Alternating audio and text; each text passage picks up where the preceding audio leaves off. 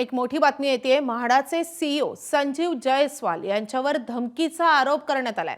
धमकी देऊन धार्मिक तेढ निर्माण केल्याचा जयस्वालांवर आरोप होतोय। मोतीलाल नगर बैठकीतला वाद चिघळलेला आहे। जयस्वालांविरुद्ध 37 सदस्यांची पोलिसांमध्ये 5 पानांची तक्रार दाखल झालेली आहे। संजीव जयस्वालांनी आक्षेपार्ह भाषेत संवाद साधत धमकीची वक्तव्य केल्याचा आरोप होतोय। तर म्हाडाचे सीईओ संजीव जयस्वाल यांच्यावर हा गंभीर आरोप करण्यात आलेला आहे। मोतीलाल नगर या परिसरातला हा वाद आहे।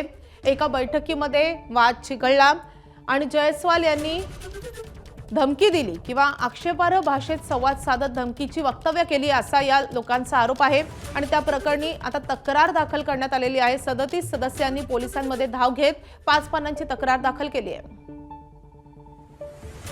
आपले प्रतिनिधी ईशान देशमुख आपल्या सोबत आहेत। ईशान, नेमकं हे प्रकरण काय आहे आणि या लोकांची नेमकी तक्रार काय?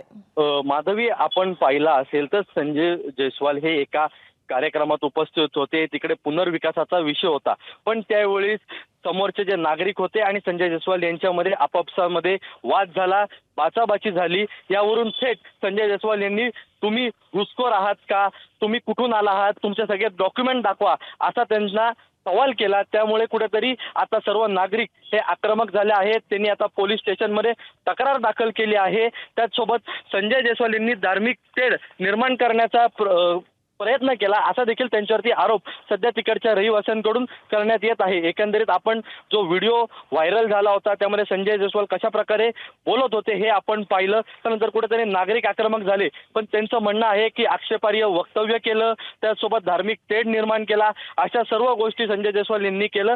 संजय जयस्वाल हे एक अधिकारी आहेत, त्यांच्याकडे म्हाडासारखं एक मोठं खातं आहे, पण कुठेतरी आता त्यांच्याकडून अशी वक्तव्य केल्यामुळे नागरिक आक्रमक झालेत आणि पुनर्विकासाचा हा विषय होता, पण या विकासाच्या विषयाच्या वेळीच हे बाचाबाची झाली आणि त्यातून हा सर्व प्रकार घडला आहे। माधवी, ईशान, धन्यवाद या सगळ्या सविस्तर माहितीसाठी।